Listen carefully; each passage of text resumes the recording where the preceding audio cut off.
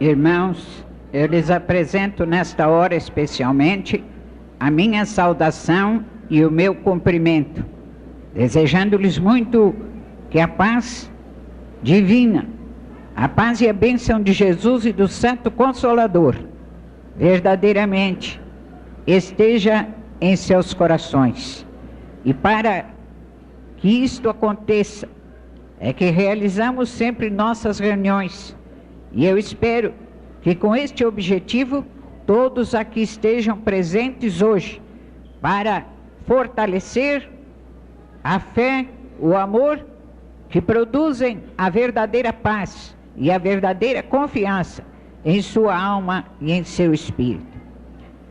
Está dito na palavra escrita pelos profetas no passado que a doutrina do sábio alimenta a alma e é luz e vida para o espírito.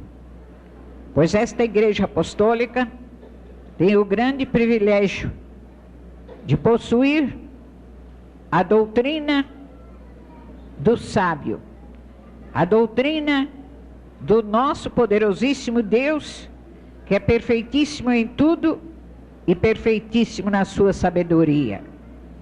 A doutrina inspirada pelo seu Santíssimo Espírito e dada através de Jesus, seu amado Filho, e nos tempos presentes, através dele e da Santa Valrosa, o outro Consolador.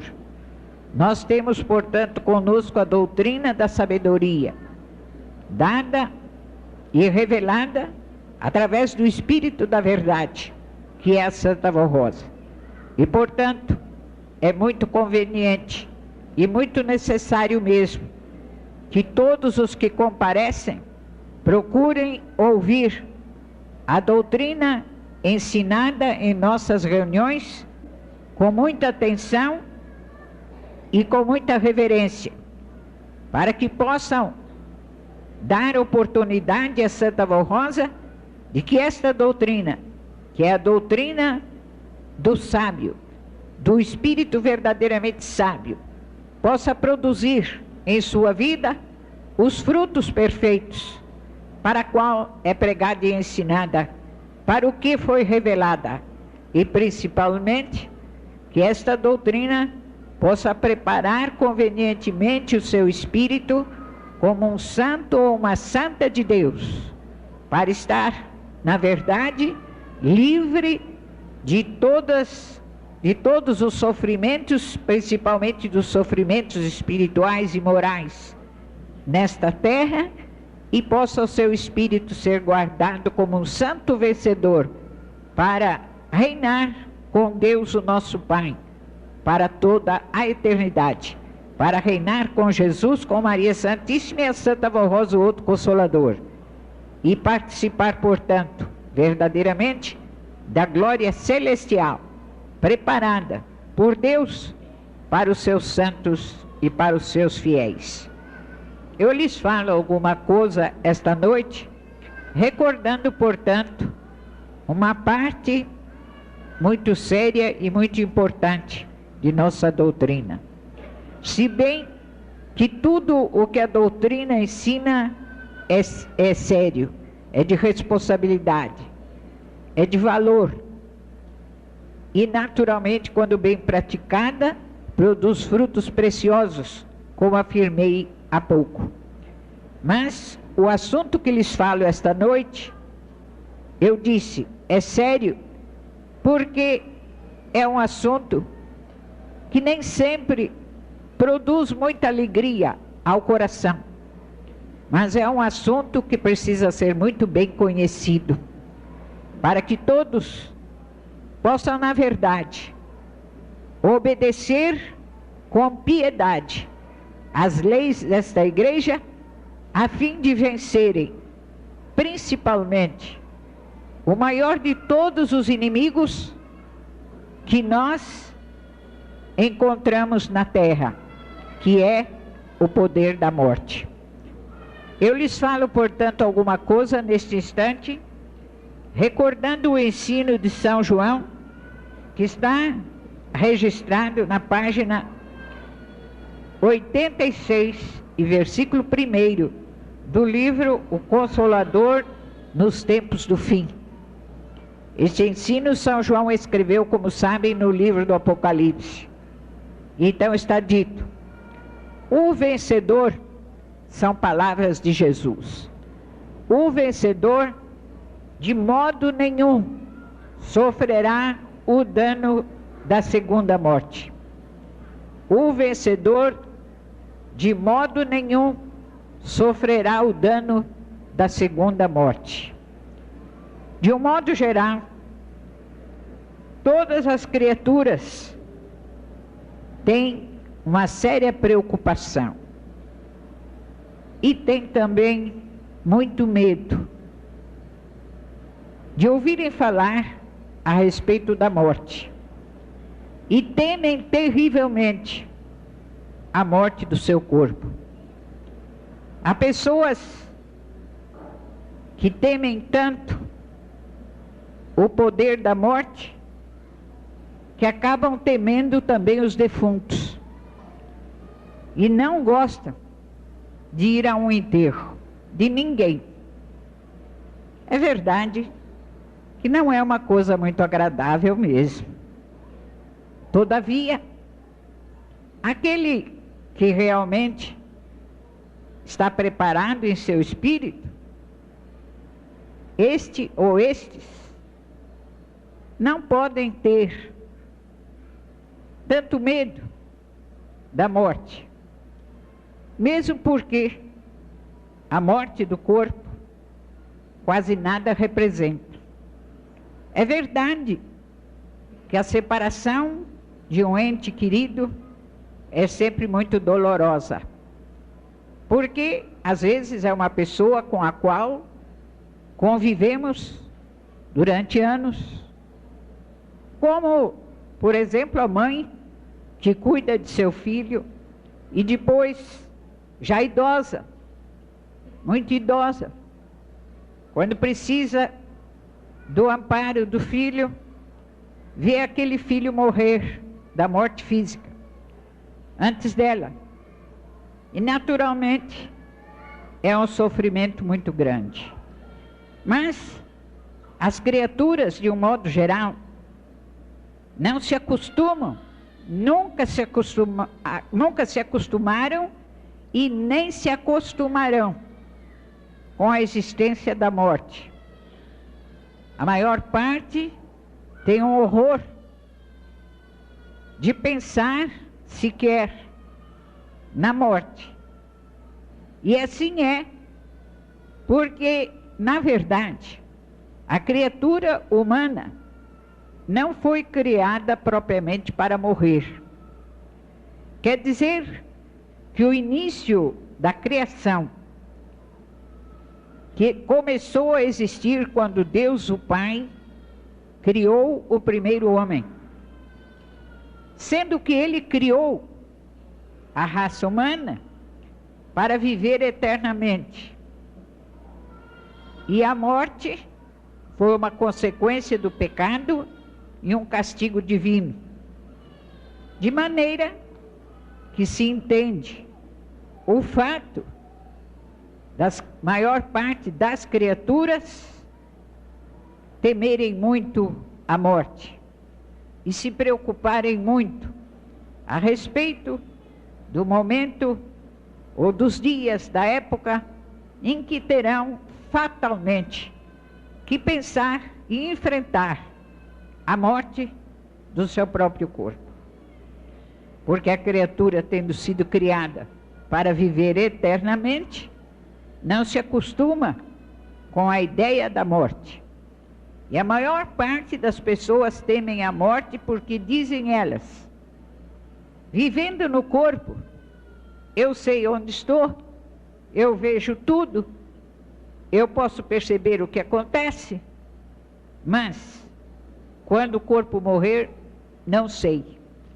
E por isto é que temem muito a morte. Mas quer tenham medo ou não tenham, de qualquer maneira, a criatura deve pensar seriamente no momento em que terá que enfrentar o poder da morte, para que o faça verdadeiramente estando com Deus. Mas eu lhes digo que a maior parte das criaturas só pensam no horror da morte do corpo, pensando que ela é a única. Então, muitas vezes se precavém, o que não é pecado, principalmente quando é uma pessoa que tenha dinheiro. Elas tomam providências para gozar de todos os recursos existentes no mundo, para poder preservar a vida do corpo, do seu corpo e daqueles que lhes pertencem. E há pessoas que têm um verdadeiro horror da morte, principalmente por pensarem que quando o corpo morrer, vai ficar fechado dentro de um caixão. E eu me lembro sempre de uma pessoa desta igreja, ela já faleceu, que ela sempre me dizia: ah, não, irmão Dante, eu não gosto de pensar na morte. Então eu dizia para ela: mas por quê, irmã? E ela dizia: ah, só em pensar que aquele corpo vai ficar fechado num caixão. Mas acontece que com a morte do corpo acaba-se o sofrimento físico. Então, o corpo propriamente não está sentindo nada pelo fato de ficar fechado dentro de um caixão.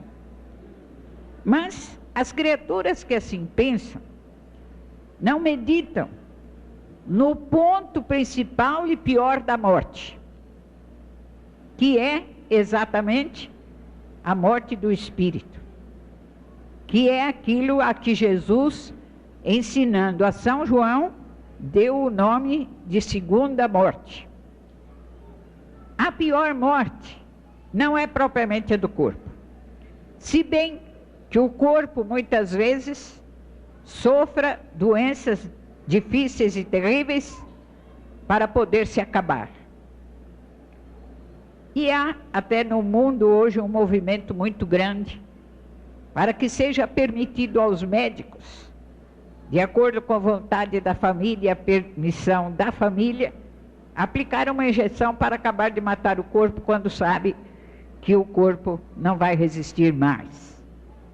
Fato que para nós apostólicos não está certo, porque de acordo com a doutrina, naturalmente em se tratando de apostólico ou de pessoa verdadeiramente salva, o corpo tem a sua hora exata de acabar, que é o momento em que a Santa Valrosa toma conta do espírito. Mas o que eu quero lhes mostrar é que muito poucas pessoas no mundo hoje pensam que existe uma segunda morte. A maior parte diz assim: ah, coitado, sofreu tanto, agora descansou. Isso aqui não sabemos, né? Porque para a maior parte das criaturas, o grande sofrimento ainda está por vir. Embora o corpo sofra terrivelmente, muitas vezes, com doenças muito graves, doenças que causam tormento, entretanto, a morte do espírito é a pior delas. Mas eu explico por quê. Eu disse que eu vi muitas vezes uma nossa irmã dizer que não gostava de pensar na morte porque sabia que o corpo ia ficar fechado dentro do caixão. Pois eu lhes digo que para o ímpio, para o pecador, para aquele que morre do corpo sem estar com Deus e, portanto, sem gozar da proteção dos anjos, naquela hora em que o corpo falece, o fato do corpo ficar fechado dentro de um caixão e ser enterrado na terra, numa cova própria, ou como alguns estão pegando o costume de ser o corpo queimado, coisa que o apostólico não pode pedir, porque de acordo com a doutrina o corpo deve ser enterrado. Mas, de qualquer maneira, eu ia dizendo, para o ímpio, para o pecador, o corpo, embora inerte, embora não fale mais, não veja mais, o corpo não fala, não vê mais nada, se jogam para lá, vai, se jogam para cá, vai, se está muito enfeitadinho no caixão, bem, se não está, o corpo não protesta. Mas o espírito participa terrivelmente disto tudo. E foi por isto que São João registrou a palavra de Jesus. O vencedor, quer dizer, aquele que verdadeiramente está nos dias presentes com o Santo Consolador, a Santa Rosa. Está com Jesus, tem a proteção dos santos e tem, portanto, a bênção do nosso Pai. O vencedor não sofrerá o dano da segunda morte. Quais são esses danos? São muitos. Como eu disse, o ímpio, o pecador, sem salvação, ele vê tudo. E enquanto o corpo ainda está ali, ele está apegado ao corpo, mas fora dele, é lógico. Num desespero terrível, porque perdeu sua habitação. Por isso é que há pessoas que na hora de um enterro sentem-se muito mal. E às vezes tem até um determinado ataque, uma coisa terrível. Porque os espíritos, dominados pela morte, inclusive o espírito que habitava naquele corpo, ali está, terrivelmente sofredor, e lamentando em grandes angústias, com a própria família, parentes e amigos, o fato do corpo ter morrido. Então, para o espírito condenado, é mesmo um horror, um dano terrível, ver aquele corpo inerte, sem poder protestar, sem poder falar mais nada, e ainda ser fechado num caixão e colocado lá, tantos metros embaixo da terra. Ou, numa hipótese ainda pior, ser cremado e queimado. O corpo é queimado e o espírito, já em trevas, desde a vida do corpo, e condenado, sente a dor daquela cremação do corpo. O corpo não sente, mas o espírito sente. Então sente o horror. Esse é um dos danos da segunda morte. O espírito sofrer todas as angústias do corpo que morreu e sofrer junto com a família e amigos o horror daquele corpo ter falecido. Mas eu lhes digo que a segunda morte, que é a morte do espírito, não se manifesta só quando morre o corpo. Há muita gente viva no corpo que está por aí andando, está brigando, está protestando, está lutando por causa de dinheiro, por causa de herança, por causa de casas, e assim por diante. Há muita gente por aí, parecendo tão feliz, gozando de fortunas, e outros, ao contrário disto, sofrendo muito na miséria, mas ainda vivo no corpo, mas parecem vivos, todavia não são. Porque a segunda morte, que é a morte do espírito, já começa a prevalecer na vida da pessoa quando ela ainda está viva no corpo. Então é por isto que as criaturas se debatem, as criaturas brigam. Por isto é que num ato de desespero, uma pessoa chega a tentar contra a própria vida, embora saiba que a morte é um horror. Mas num ato de desespero, toma um veneno, pega uma arma, se mata, faz horrores. ou então pega a arma e mata alguém, e assim por diante. Porque o espírito da pessoa que ainda viva no corpo chega a fazer tais coisas, o espírito já é morto. Nós que temos esta doutrina, nós que verdadeiramente somos de Deus, não podemos compreender como é que certas pessoas, ainda na vida do corpo, fazem tantos horrores e vivem numa aberração tão grande. Nós não podemos entender como uma criatura, às vezes jovem, moça ainda, possuidora de alguma beleza física, possuidora de talento, pode chegar a dar o seu próprio corpo numa corrupção terrível.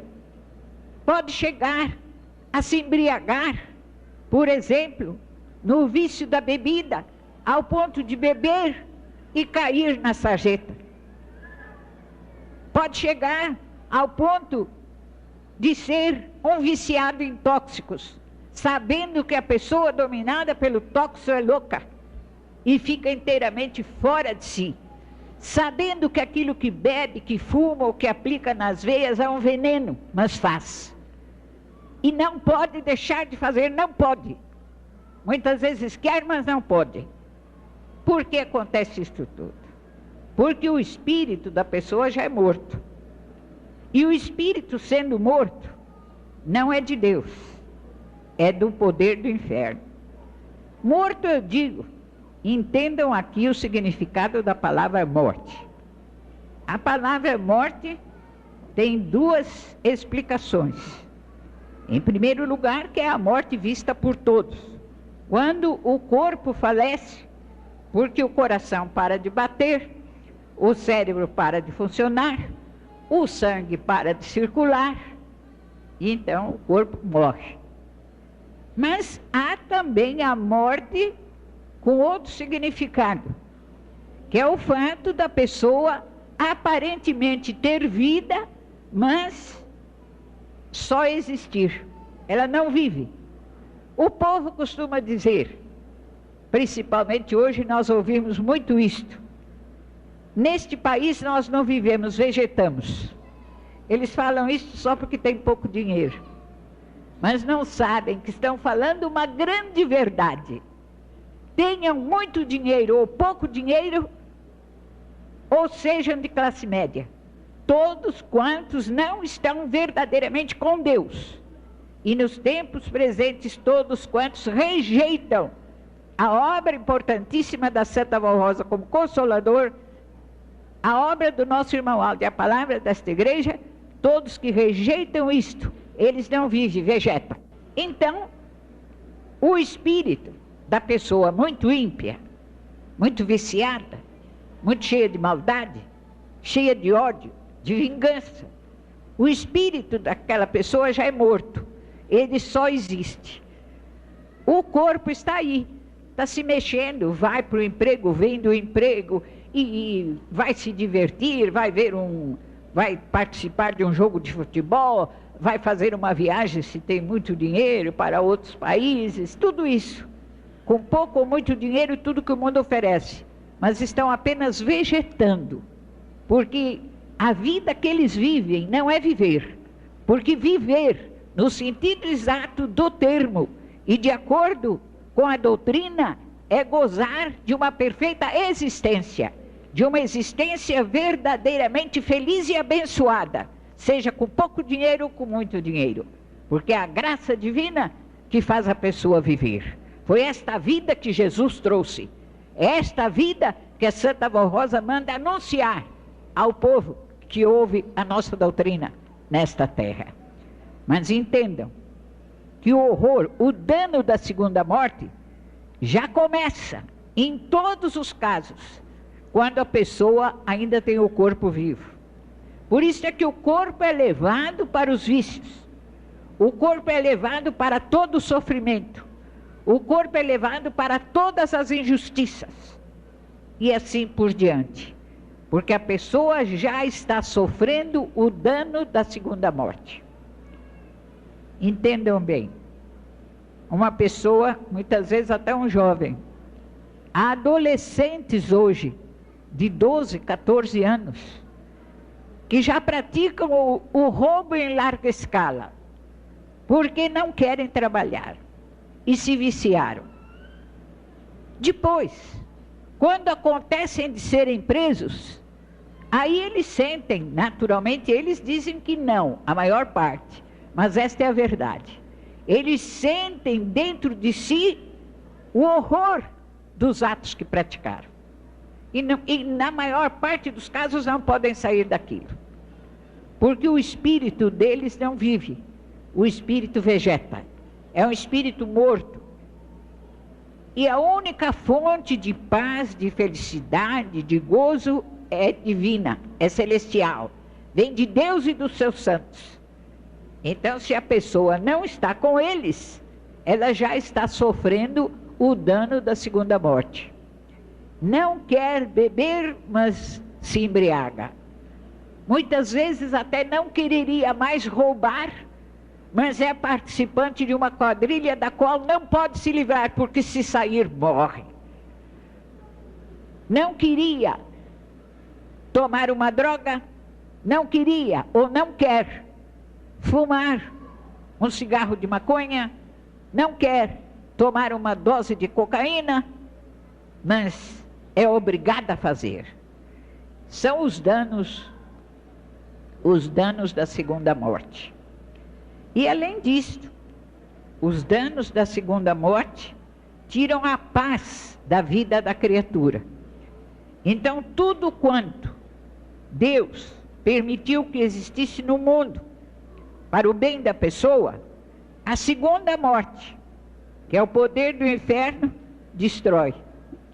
Por isso nós estamos vivendo em dias em que os lares não possuem mais aquela união, aquele amor, aquela paz que deveriam possuir.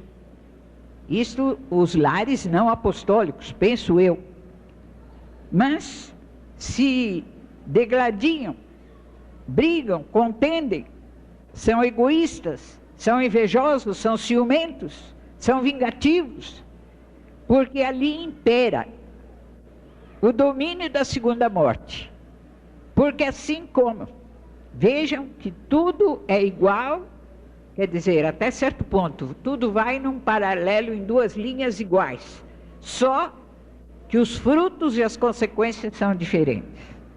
Assim como o verdadeiro apostólico, que pertence a Deus, salvo por Jesus e pelo Consolador, tem paz na alma. Ele pode a pessoa estar sofrendo, enfrentando dias de doença, pode estar desempregado, pode estar enfrentando problemas no seu viver, muitas vezes com marido que não é da igreja, com esposa que não é da igreja, com filhos muito maus e tudo isto. Mas aquele que está com a Santa Voz Rosa, este tem paz na alma. Ele sofre o problema, ele sofre a angústia, mas tem paz e principalmente tem coragem para lutar. E além de tudo, ele guarda na alma a gloriosa esperança.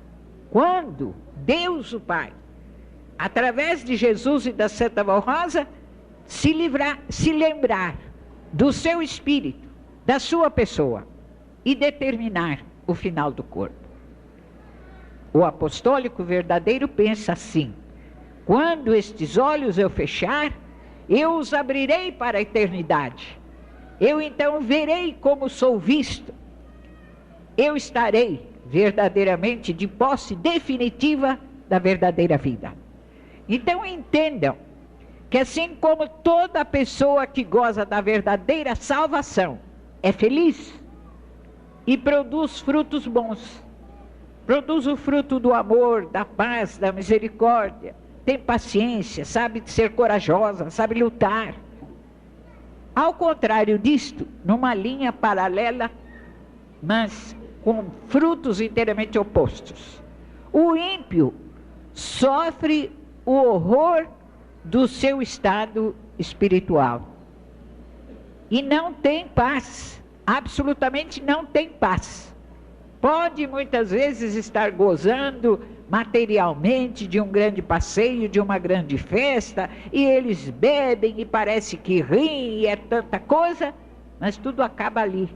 Logo depois tudo acaba ali. E no fundo a pessoa sente o horror da angústia, da incerteza, por causa exatamente deste ponto, que parece tão pequenino, mas é tão grande.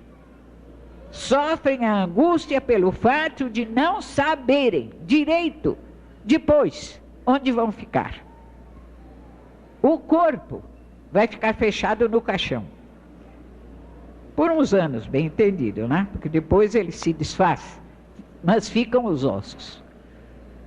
Mas o espírito, então a pessoa pensa: onde eu vou depois? Eu gosto tanto de fumar, como vou fumar? Eu não, hein? Pensa o ímpio, né? Eu gosto tanto de beber, e como vou beber? Não tenho mais boca, não tenho mais nada. Isso eles pensam. Mas tudo isto, este medo, este terror, esta angústia, são os danos da segunda morte. Mas o pior dano da segunda morte é realmente quando o corpo acaba. Porque terminado o corpo, aí vem a angústia terrível. Foi por isto que Jesus disse que o ímpio seria lançado no inferno, onde o fogo nunca se acaba. Nunca. Até o dia que Deus completar seu juízo. Então estão neste horror.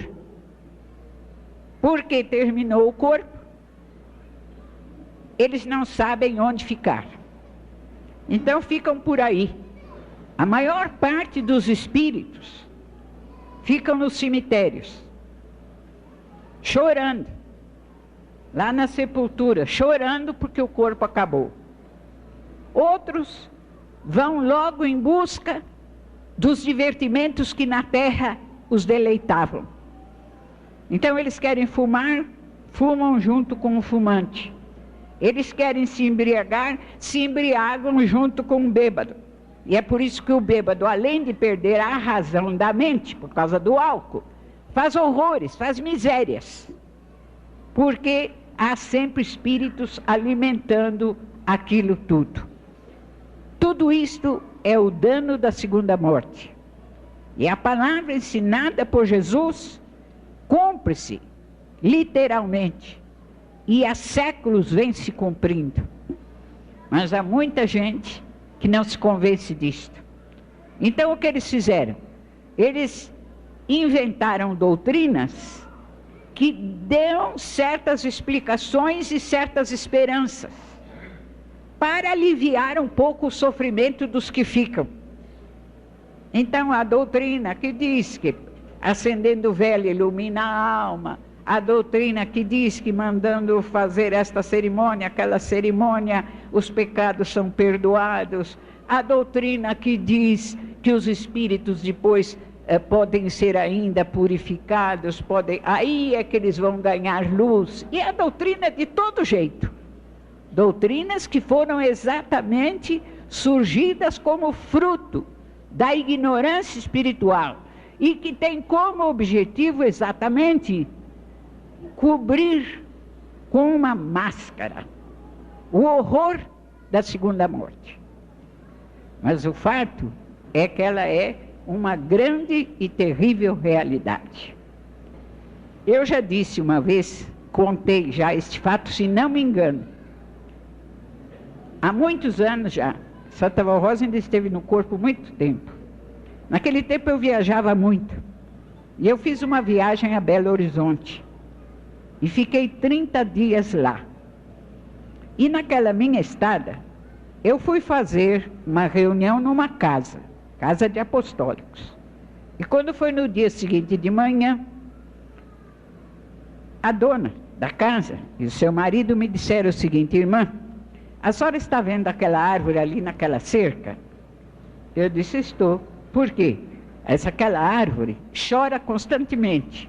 Eu disse: a senhora está confundida, isso é fanatismo. Ela disse, não, pode saber, constantemente está esse céu azul, esse sol bonito, não está chovendo, se puser a mão lá embaixo da árvore, a mão fica molhada.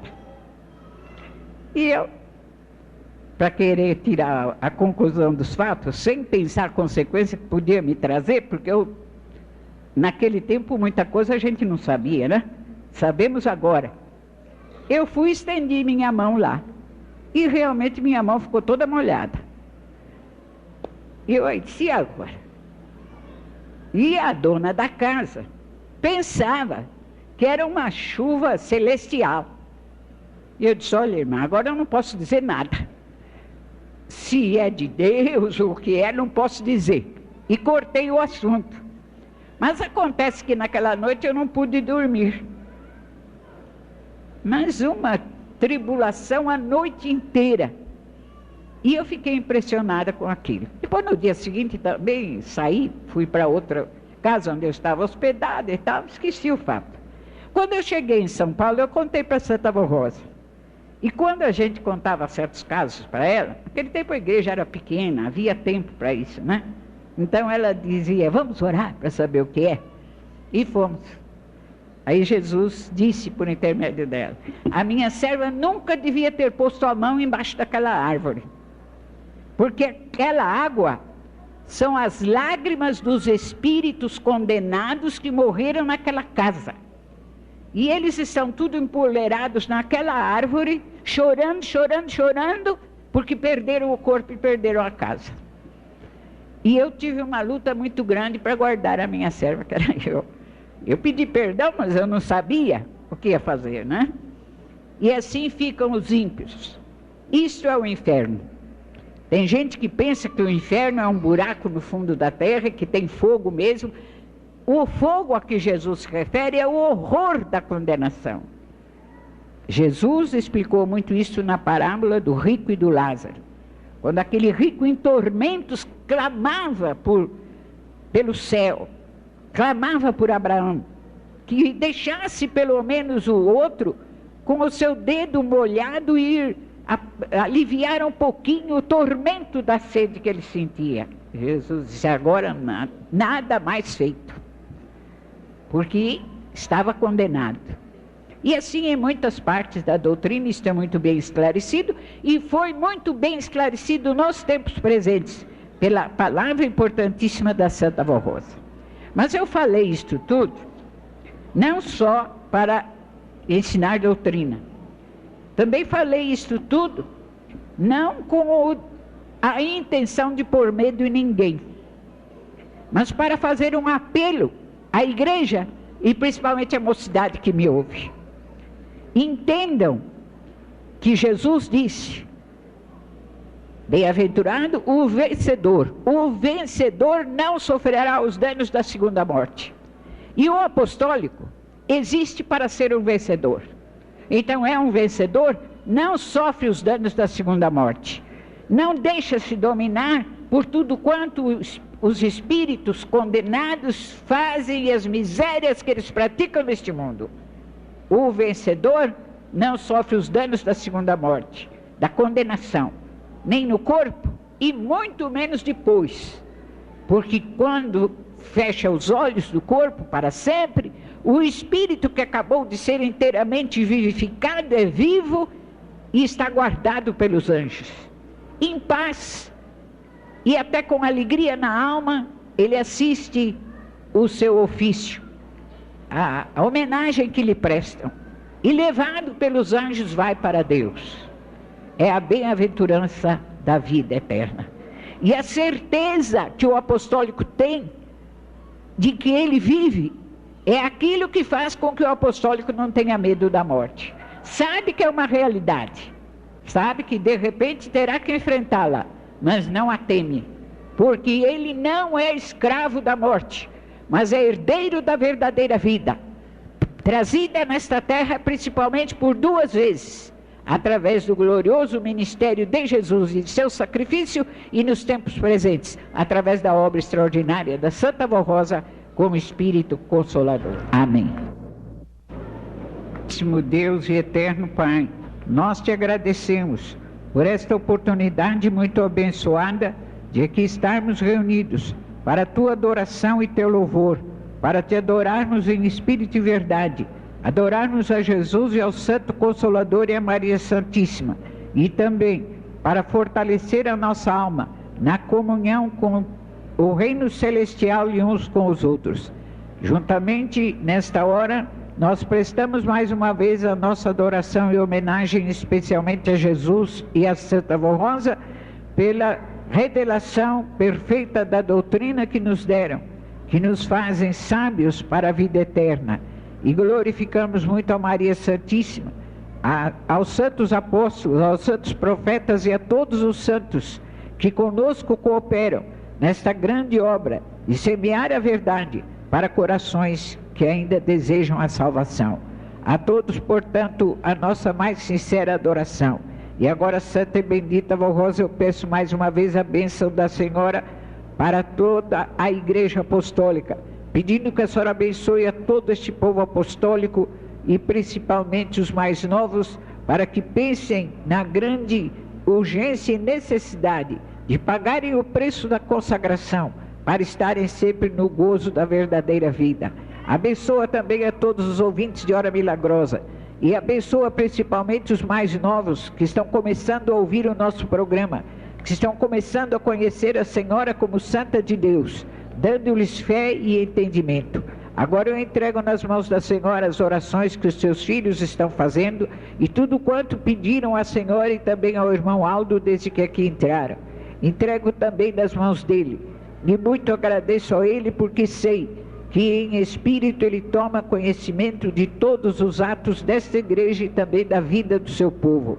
Assim, ó Santa e Bendita Vó Rosa, eu rogo que a Senhora, juntamente com ele, dê a tua bênção, atenda as petições dos seus filhos, dê saúde aos que ainda estavam enfermos ou que ficaram doentes estes dias, abençoa a vida deles, o trabalho deles, o seu pão de cada dia, e principalmente dá a todos esta gloriosa certeza e esperança de que são vivos e vivem a verdadeira vida. Por tudo nós te louvamos e, portanto, te agradecemos, ó Santa Vó Rosa. E muito agradecemos também ao nosso primaz. E agora eu peço que os teus santos anjos guardem os teus filhos e os acompanhem de volta até os seus lares. Livra-os de perigos e de toda criatura má que existe nesta terra. Livra-os do encanto do pecado e dos vícios e de todo mal. E assim, conduze-os na tua paz, e que eles tenham uma noite de descanso, e abençoa o trabalho deles no dia de amanhã. Abençoa o teu povo, dando a todos um trabalho honesto, para que possam ganhar o seu pão de cada dia, porque os dias são muito difíceis nesta terra. Guarda o teu povo e aqueles que te confiam, e que assim a bênção e a comunhão perfeita do Espírito de Deus, a bênção do nosso Pai, de Jesus e Maria Santíssima e da Santa Vó Rosa, o Consolador, a bênção do nosso estimado primaz e a minha, permaneça no coração de tantos quantos merecerem. Amém.